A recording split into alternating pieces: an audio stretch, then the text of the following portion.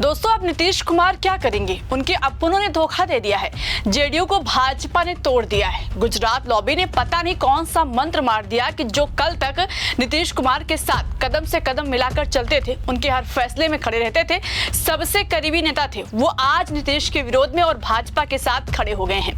हम बात कर रहे हैं केंद्रीय मंत्री ललन सिंह की।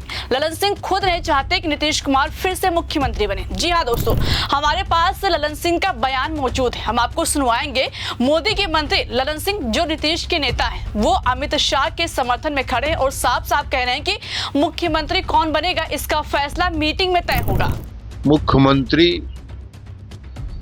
विधायक दल तय करेगा, एनडीए का विधायक दल तय करेगा, ये परंपरा ही है। सुना आपने दोस्तों, ललन सिंह क्या कह रहे हैं? जहां उनको नीतीश कुमार के साथ खड़ा होना चाहिए था, वहां पर उनके विरोध में खड़े हैं।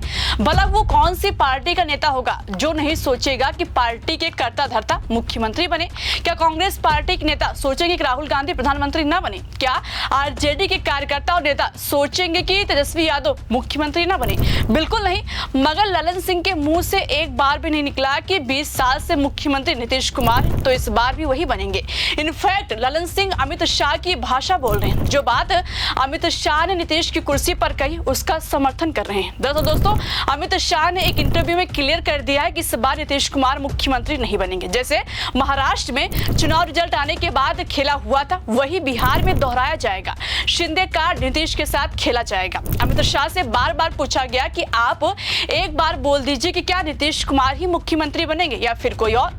इस पर शाह का जवाब आया कि मैं क्यों बोलूं कि मुख्यमंत्री नीतीश बनेंगे, मैं ये तय नहीं कर सकता, चुनाव के बाद तय किया जाएगा। जी हाँ, आज तक के इंटरव्यू में अमित शाह से सवाल किया गया था कि अगर बिहार में एनडीए जीतता है तो क्या आप नीतीश कुमार को मुख्यमंत्री बनाएंगे? इस पर शाह ने कहा, मैं ये तय करने वाला नहीं हूं कि नीतीश कुमार मुख्यमंत्री बनेंगे या नहीं। अभी उनके नेतृत्व में चुनाव लड़ा जा रहा है। चुनाव के बाद जब हम लोग बैठेंगे तभी सभी दलों के नेता अपना विधायक दल का नेता तय करेंगे, क्योंकि इतनी सारी पार्टियों का गठबंधन है। मीटिंग में इसका फैसला होगा कि मुख्यमंत्री कौन बनेगा। यानी चुनाव के बाद नीतीश कुमार के हाथ में झुंझुना आने वाला है। भाजपा नीतीश के हाथ में झुंझुना पकड़ा देगी, जैसे महाराष्ट्र में शिंदे के साथ किया गया।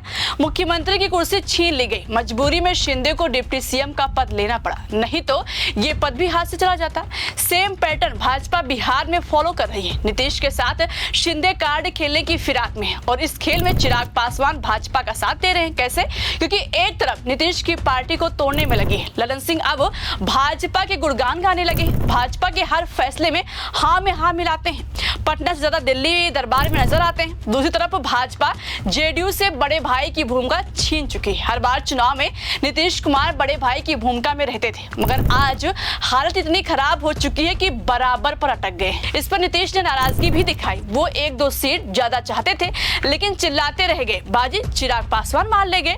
29 सीट उठाकर चिराग की झोली में डाल दिया गया। कहा जा रहा है कि भाजपा इस फिराक में कि अगर चुनाव रिजल्ट के बाद भाजपा और चिराग की पार्टी की सीटें बिहार में सरकार बनाने लायक आ जाएगी तो नीतीश कुमार को साइड लगा दिया जाएगा। फिर नीतीश को जो पद भाजपा आला कमान देगी उसी में संतुष्ट करना पड़ेगा। अगर नीतीश ने नौटंकी दिखाई तो फिर भाजपा की तरफ से कह दिया जाएगा कि हटिए, आप पद नहीं ले रहे हैं तो कोई बात नहीं, अब आपकी भाजपा को जरूरत नहीं है, क्योंकि तब उनके पास सरकार बनाने लायक सीटें रहेंगी। इसलिए भाजपा एक बार भी नहीं कह रही है कि नीतीश कुमार फिर से सीएम बनेंगे। जबकि जब सीट शेयरिंग फॉर्मूले में जेडीयू को बराबर सीटें मिली तो नीतीश कुमार ने कहा कि हम इसमें संतुष्ट हैं, लेकिन मेरे नाम पर मुख्यमंत्री का फेस ऐलान कर दीजिए। मगर यहाँ भी उनकी मांग को ठुकरा दिया गया, क्योंकि भाजपा के पास हुकुम का इक्का ललन सिंह है, जिनको हथियार बनाकर जेडीयू के दो फाड़ कर सकती है। ऐसा इसलिए क्योंकि ललन सिंह ने भी नीतीश के नाम पर सहमति नहीं भरी है, बल्कि अमित शाह के बयान का समर्थन किया है। जब उनसे सवाल किया गया कि विपक्ष शाह के बयान को मुद्दा बना रही है, विपक्ष कह रहा है कि नीतीश को भाजपा दूध में पड़ी मक्खी की तरह निकालकर फेंक देगी, तो अब आप सुनिए दोस्तों कैसे ललन सिंह नीतीश कुमार के खिलाफ में बोल रहे थे और शाह के बयान को अपना समर्थन दे रहे थे। गृह मंत्री जी के बयान के अलग अलग भाग को तोड़ मड़ोड़ कर पेश किया जा रहा है। गृह मंत्री जी ने बार बार कहा है कि हम बिहार विधानसभा का चुनाव नीतीश कुमार के नेतृत्व में ही लड़ रहे हैं। मुख्यमंत्री विधायक दल तय करेगा, एनडीए का विधायक दल तय करेगा, ये परंपरा ही है। पिछली बार भी मुख्यमंत्री बने थे नीतीश कुमार जी, तो किसने तय किया था? एनडीए विधायक दल ने तय किया था कि हमारे नेता नीतीश कुमार होंगे।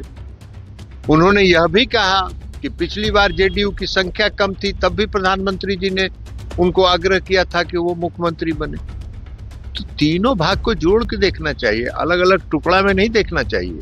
गृह मंत्री जी के पूरे बात को पूरे संदर्भ में देखना चाहिए। रिपीटेडली 3 बार उन्होंने कहा कि बिहार का चुनाव हम मुख्यमंत्री नीतीश कुमार जी के नेतृत्व में लड़ते हैं। तो इसमें कौन सी नई बात है? ये सब विरोधी दल के पास कुछ है नहीं, कोई मुद्दा नहीं है चुनाव का।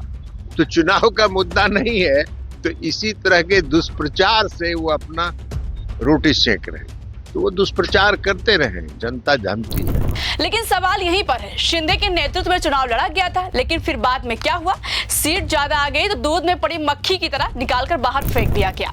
सीएम की कुर्सी छीन ली गई और डिप्टी सीएम का पद उनकी झोली में डाल दी गई। अगर नीतीश मुख्यमंत्री बनेंगे तो ये बात कहने में क्यों दिक्कत हो रही है? कहना क्या है? हाँ, अगर एनडीए फिर सरकार बनाएगी तो नीतीश कुमार ही मुख्यमंत्री बनेंगे। इतना कहने में 10 सेकंड भी नहीं लगेगा, मगर किसी के जुबान से ये शब्द नहीं निकल रहा है। अमित शाह से लेकर ललन सिंह कह रहे हैं कि इसका फैसला चुनाव के बाद होगा। यही बात नितिन गडकरी भी कह चुके हैं। उन्होंने भी 2 दिन पहले एक इंटरव्यू में कहा था कि चुनाव के बाद सीएम कौन बनेगा पार्लियामेंट्री बोर्ड तय करेगा। तीनों नेताओं का बयान साफ इशारा कर रहा है कि दिल्ली दरबार में नीतीश कुमार के खिलाफ स्क्रिप्ट तैयार की जा रही है।